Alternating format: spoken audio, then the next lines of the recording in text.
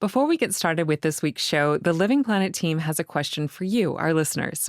We've been researching the topic of floods, especially ones happening close to rivers. How is your community dealing with flood protection, and do you think it's doing enough? We'd love to hear from you to find out more. You can send us a short voice message by going to dw.com/livingplanet. It's quick and easy to use. No need to download or sign up for anything. All you have to do is hit record. That's dw.com/livingplanet. You can also get in touch with us the old-fashioned way by sending an email to livingplanet@dw.com. Thanks. We can't wait to hear from you. Now, let's start the show.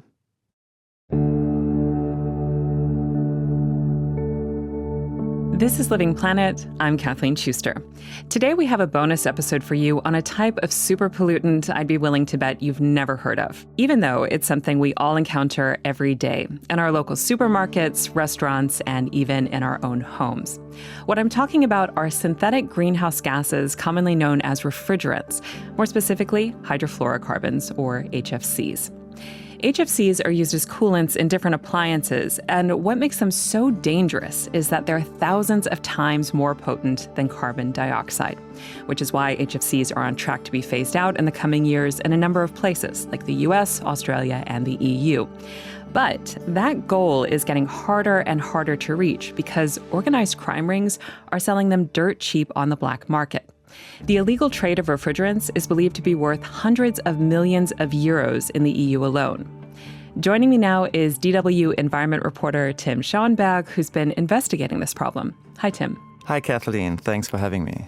Tim, you recently came out with an episode all about the illegal refrigerant trade for a show called Planet A, which our listeners can check out on YouTube. And in it, you said some of these refrigerants, known as HFCs, have become as lucrative as cocaine on the black market. Why is that? Well, the short answer is because they're produced very cheaply outside of Europe, mainly in China, and then they can be sold at much higher price in Europe.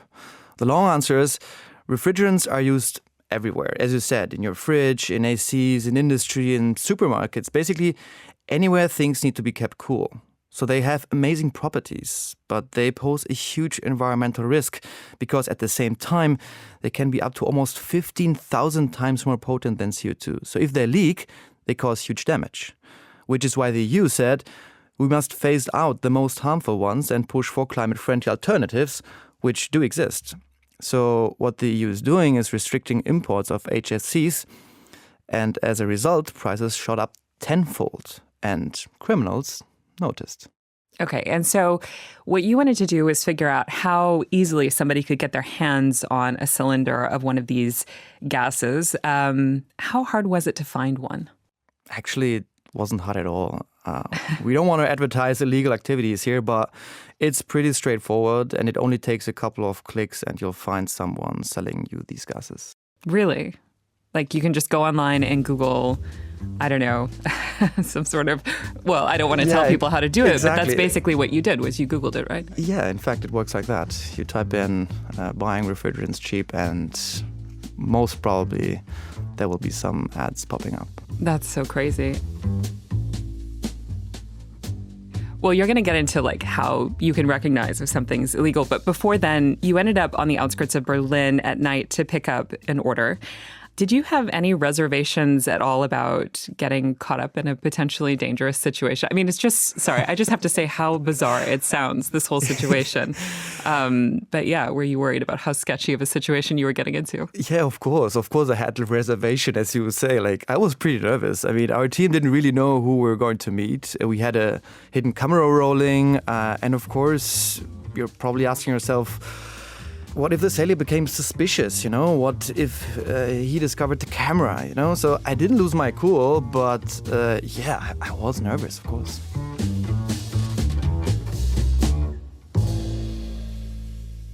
So the cylinder you were looking for was a refrigerant called 449A. I don't know if it's called 449A or 449A. Is this something that we come into contact with on a daily basis? Like, what's it used for exactly? Yes and no. So 449A sounds complicated, but it's simply a mixture, a blend of different gases and one HFC out of many. It's used in regular supermarkets, in refrigerated counters, warehouses or shopping centers. And it's, of course, invisible to us, but actually everywhere. This specific one has a global warming factor of roughly 1,400, meaning it's 1,400 times more potent than CO2. Really? 1,400 times more potent? Well, I mean, just hearing that makes me think, why haven't we been talking about this? Or I'm sure people have been talking about it, just maybe not in our everyday conversations. Okay, so you go to pick up this cylinder and, you've described this as a shady encounter, but describe the scene for us. So we'd been messaging back and forth with the seller, with the dealer, and that was it so far. And he sent us an address via WhatsApp. It was already dark when we arrived, literally pitch dark, in fact. It was kind of a back alley in an industrial park. There were several tire shops, auto repair shops, but I couldn't see much, to be honest. So we were standing in front of the door, which was slightly open. There was a light on in the hallway inside, but no one else seemed to be around, which was really weird and dodgy. There suddenly was a police seal on one of the doors that really got my heart racing. I mean, imagine you come into a hall and then, see all these things, but nobody there. You mean like something cordoned off as if they have to investigate like the scene of a crime? Yeah, exactly. And us with the hidden camera rolling. And then suddenly he showed up after all and showed us the way across the dark courtyard. He opened a garage door and that was his warehouse. Were you able to find out where the refrigerant came from? Because, we've discussed how HFCs are being phased out and some have already been banned. Others are kind of in a gray zone. Like, did you ask this guy where he got his product from, so to speak? The guy had all kinds of gases that are currently on the market, even some that are actually almost completely banned from being imported. So what happened, he opened the garage door, switched on the light, and boom, there was his entire garage full of gas cylinders. Okay, so for legal reasons, we can't broadcast his actual voice, but let's have a listen to a reenacted portion of the conversation that followed. And you're a car mechanic yourself? No, I just sell gas. What do you have here? We got 404, 134A, 410, 2816, 2823. And how about paperwork? You don't need that, do you? Paperwork? No. I import them myself. Oh, okay. Do you get them from Poland? Or how do you do it? Turkey, via Turkey. Importing costs a lot. German companies that have a quota sell this year for 900 euros. And you don't have a quota, so you sell it cheaper? Mm-hmm. Yep. Yeah. There are a few things that he brought up there that we're going to get to in a moment. But first of all, he was saying that what he bought came from Turkey. Was that surprising at all to you to find that out? Well, a little bit. That's what he said, from Turkey, entering from Turkey. But yeah, in fact, that's not the only place HFCs are entering Europe from either. Mm-hmm. So help us understand why HFCs are in such high demand. Because, like I said at the beginning of the episode, this is a super pollutant that's not exactly something we're talking about a lot, even in environmental coverage. And it took, doing an investigation to even broach the topic. So what exactly is going on? Why is there such a boom on the black market? Therefore, we have to travel back in time. In the mid-1980s, the ozone hole, maybe you guys remember out there, over Antarctica became a shock moment for environmental politics. Suddenly it was clear that chemicals used in refrigerators, spray cans or foams especially, and now the most difficult word of the episode for me, chlorofluorocarbons, were damaging the stratosphere's protective shield against ultraviolet radiation. In the response, and the response came surprisingly fast. In 1987, governments signed the Montreal Protocol, which began the phase-out of these chemicals. Their replacement, and here we go, included hydrofluorocarbons.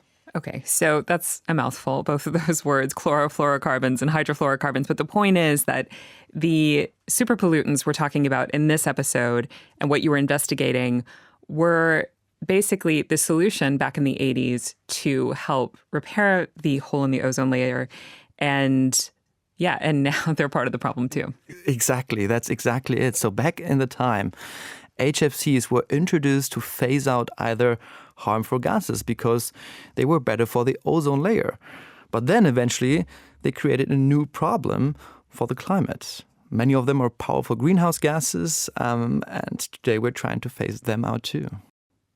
Okay, so we're saying they're more powerful greenhouse gases. Does that mean that they have the potential to cause more global warming than CO2? Sort of, but not quite. So yes, refrigerants are more potent greenhouse gases, but there's way more CO2 in the atmosphere, so it's still the biggest driver of global warming. But HFCs block far more heat per kilo, so they do disproportionate damage. Can you give us an example of how that works exactly? Sure. So maybe you've heard of the greenhouse effect. I've heard something, about it. Yeah. So let's start from the beginning. The sun heats the earth. That heat comes back as infrared radiation.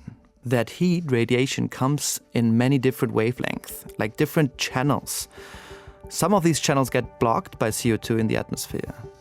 But heat can still escape through other channels, unless refrigerant gases block those too. It's like closing one of the last open windows in a greenhouse. Suddenly more heat is trapped inside. So if HFCs are being phased out, but not all of them are illegal yet, why exactly is there a black market boom when, somebody who needs to buy one could just buy it normally? Why go that route? Why contact the dealer like you guys had to for the investigation? Yeah, that's a very good question. So what's important to understand is that there is a legal way to import these gases into the EU because they are still in use. However, the EU is reducing legal imports by using a quota system, meaning companies receive fewer and fewer permits to import HFCs legally.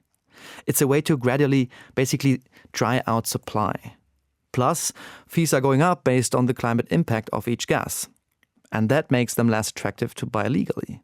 The whole idea is to get companies or supermarkets, for example, to switch to sustainable alternatives. But that means investing in new systems. And that's what's keeping the old market alive, which is why smugglers are able to earn a lot of money on the black market still. Right. And when you say new systems, we're talking about refrigeration systems, Exactly. ACs, things that cost a lot of money, obviously. Exactly, but work with other gases. But what kind of money are we talking here in terms of the expense of buying something legally versus buying something illegally?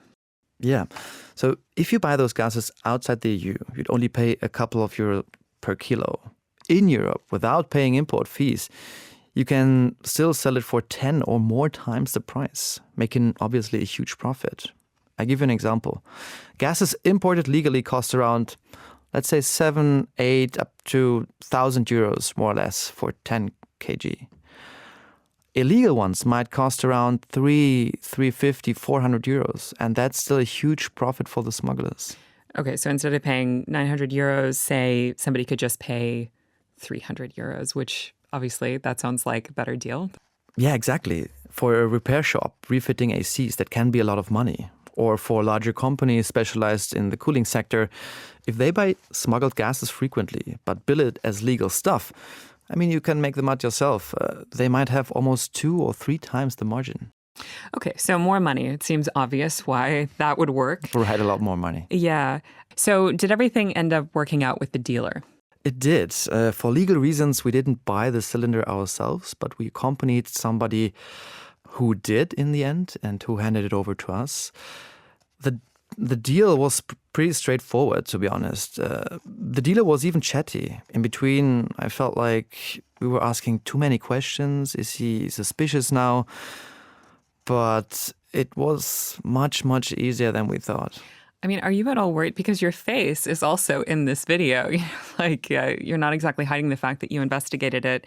But so far, nothing strange has happened, right? No, it's all right. Okay. The other question that I've been wondering throughout this interview is, how did you know if what the dealer handed over was actually the real deal? Because, you said refrigerants are as lucrative as cocaine.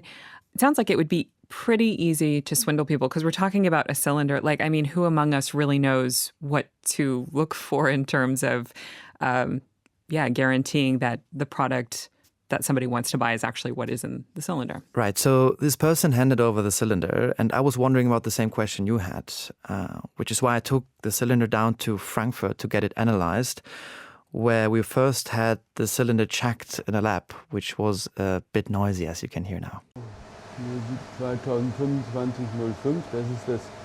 That's Professor Andreas Engel from the Institute for Atmosphere and Environment, who is the expert on HFCs and how they work.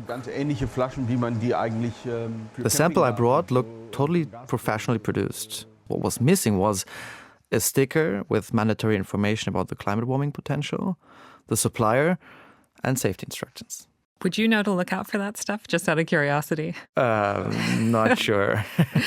Yeah, I'm thinking I wouldn't necessarily either. So what did Professor Engel end up finding out about the sample that you brought him? It was indeed 100% pure R449A, which is the official name of this gas. So if that cylinder were to leak, what exactly would escape into the environment? Yeah, very good question. Because releasing a 10-kilogram cylinder in the world have a similar global warming effect as one person flying from Paris to New York. And if you want, you can make your own guess now how many times. 7 to 8 times. 7 to 8 times. So round trip from Paris to New York. Yeah. 7 to 8 times just from... Just this one cylinder. Yeah, if that were to leak for any reason. We'll be right back after this message.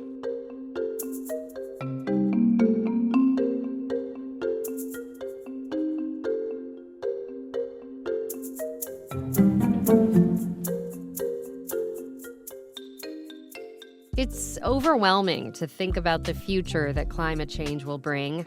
That's why this season of How We Survive, a podcast from Marketplace, offers simple, everyday changes you can make now to prepare for the future.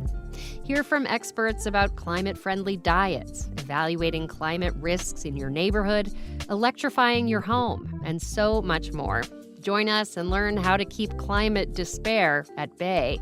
Listen to How We Survive wherever you get your podcasts. Hi, I'm Kate Laycock, host of DW's weekly European current affairs programme Inside Europe. Our correspondents were there when the Berlin Wall fell, when the Balkans Wars broke out, and when Britain voted to leave the European Union. Now the continent is changing again, and we're rising to the challenge, bringing you a combination of expert analysis and on-the-ground reporting. Join us every Thursday. Tim, you mentioned in your investigation, which largely focuses on Germany, that the illegal refrigerant you got a hold of likely traveled here via Turkey. But where did it come from before that? By large, these gases are produced in China. Before the Russian attack on Ukraine, a lot of it entered via Poland and Ukraine, but less today. Nowadays, they come by container ships, trucks, or even in the trunks of cars and enter Europe through Eastern Europe, for example, Romania, Albania, but also Italy and Spain. In other words, China has a lot of this product that needs to go somewhere and it's ending up over here. Yeah. Okay. So what about farther west in the Mediterranean? Yes, so the Environmental Investigative Agency, which is a UK-based NGO, provided me with some of their findings for my report. And there was one example from Italy where one of the people they work with infiltrated a potential crime network and several companies to identify potential selling points. And what this person found was that to get the gases into Europe, falsifying documents and corruption among authorities has allegedly played a big role. And by the way, it's not just in Italy. Okay, so this is a widespread problem. Yeah. Let's hear what their investigator told you. And again, this person's comments have been dubbed to protect their identity. They're not simple scammers. They have relations with institutions, with customs officials, and they know policemen, they know politicians. That was very, very impressive. Okay, so the implication there is that these crime rings are also very complex webs, probably, more so than is known. And so getting to the root of the problem is also equally difficult. Not to mention the fact that, the cylinder that you had taken to Frankfurt to get analyzed, who would be able to recognize whether it was legit or not legit. So you mentioned the environmental investigative agency's work. Do they have an estimate for what percentage of refrigerants in the EU are bought illegally? Yeah, it varies from country to country, but yes, on an EU level, it's about 25%. And that's worth a couple of €100 million per year. So summing up the profits over the past years, we're probably talking about, a market worth €1 billion. So 1 in 4 of these cylinders that's being sold is being sold illegally. Yeah. And in Germany, it's more or less 30%. 30%. Yeah. So even though the EU has significantly curbed the use of this particular type of refrigerant, there's still a good chunk of them being used, and who knows where they're ending up, is what you're saying. Yeah, that's right. So officially, HFC use has been going down for years, but we must acknowledge as well that the official achievements are in danger to be eaten up by gases that are smuggled in and obviously are not registered. And illegal gases are by definition being sold outside of official channels, meaning there is naturally a greater risk that equipment may not be connected properly or may simply not be handled professionally, causing gases to leak or be released into the environment in other ways. The EU authorities calculate that today around 2 to 2.5% of the total European emissions come from these refrigerants, which is a lot for, imagine, such a small niche, just one gas. Globally, however, the impact is much higher. The US EPA warned in the past that the planet will heat up by 0.5 degrees Celsius by the end of the century if HFC use is not curbed. Okay, so this is all sounding quite dire, to be honest. Can you tell me some good news, please? Well, I'm not sure if it's that dire. Oh, come on. I mean, Yeah, what did you just say? This is pretty bad if we don't curb the use. And it's, 2 to 2.5% of emissions that could be avoided. That sounds pretty bad to me. Yeah, that's true. But on the other hand, we must see that there are clear targets out there. And in Europe, but also in the US and in other places. And it's not only Europe pushing here. But coming back to Europe, the EU is pushing a lot to come down with those emissions. So the good news is that Europe has the most advanced HFC regulation worldwide, basically. And yes, it's not working properly, but it's very ambitious. Is it a failure if organized crime is making millions because of environmental policy may not be being put in place properly by some authorities? Yes, of course, to some extent. But that can be changed. And I think that's the good part about it. First, it's a bit of a hen and an egg problem where you start, okay, now we at least have very ambitious policy and now it needs to be put in practice. Another piece of good news is that the authorities in some countries are working to train customs officials to recognize this type of organized crime. Spain, for example, is standing out here. The country has a large police unit to tackle environmental crime, and they are frequently hitting the networks, literally a couple of times per year. For example, in June 2022, the Spanish police coordinated a massive raid across the country. Authorities seized 110 tons of refrigerants worth €11 million. But that was really one of several crackdowns the Spanish police is publishing every year. So, yeah, there is light and shade. I don't know if that's what you say. So people are trying to do something about it. What about outside the EU? Are there signs of this criminal activity elsewhere? It is, even though HFC phase down is not equally prioritized worldwide. But for example, in the US, we do see quantities being smuggled into the country through at least 28 ports, from what we know so far. Recently, Amazon and Walmart were fined for ignoring warnings by the authorities and continuing selling illegal gases online in the US for years. Some HFCs have been banned since 2021, but that didn't stop them. In the end, they were only fined $1.5 million, which is obviously peanuts for those companies. So just 1.5 million. 1.1 million. In any case, for their value, not that much. So before we wrap this up, I have to ask, what ended up happening with that cylinder? Well, that's a very good question because it's not that easy. We try to hand it over to experts to then dispose it, in the best way possible. But being in Germany, it's not really easy to find who's responsible here, and we're still in the process, let's say. Really? We are, yeah. That somehow doesn't surprise me, unfortunately, but I hope whoever ends up with it disposes of it properly. You don't contribute to global warming, Tim. We won't. Okay. Tim, thanks so much for sharing your reporting with us. Thanks for your interest. Tim Schauenberg is a reporter with DW Environment. You can check out his undercover investigation of the illegal refrigerant trade for the award-winning environment show Planet A, which you can find on YouTube by going to DW Planet A. Today's episode was produced by Tim Schauenberg and edited by me, Kathleen Schuster. That's all we have for you this week. Thanks for listening.